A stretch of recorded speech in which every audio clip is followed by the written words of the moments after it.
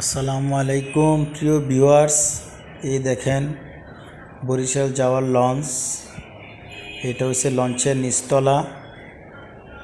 এই লঞ্চের নিচতলা দেখেন সবাই বিছনার চাদর বিছিয়ে শুয়ে আছে, কারণ লঞ্চে যেতে সারা রাত লাগে, তাই যার যার জায়গা নিয়ে সবাই শুয়ে আছে, কেউ বসে আছে। সকাল ভোর 6টায় যে পৌঁছাবে বরিশালে।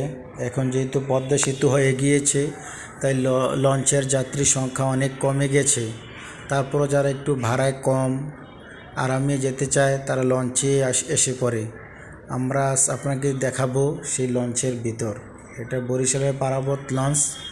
লঞ্চটা মোট 4 তলা, 7 সহকারে 5 তলা। এখানে সব সুবিধা আছে, কেবিন আছে, কেবিনের ভাড়া আবার বেশি। এই দেখেন লঞ্চের ভিতর দিয়ে একটা সিঁড়ি গিয়েছে, লঞ্চের 1তলা থেকে 2তলায় ওঠার সিঁড়ি।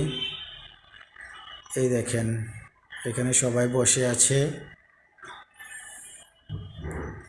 বিছনার চাদর বিছিয়ে বসে আছে, কেউ শুয়ে থাকে রিল্যাক্সে, একজন হকার বিক্রি করে। সতর্কতার যেহেতু এসেছি, তাই একটু লঞ্চের ভিতরটা ঘুরিয়ে আপনাদেরকে দেখালাম। এই দেখেন বুড়িগঙ্গা নদীর তীর, বুড়িগঙ্গা নদী, অপূর্ব সেই রাতের দৃশ্য।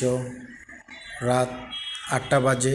এই লঞ্চটায় আমার ছোটো ভাই মাসুম, সে দাঁড়িয়ে আছে, মূলত তাকিয়ে দেখালাম। এই লঞ্চটা আপনার ছেড়ে যাবে 8টা 45 মিনিটে।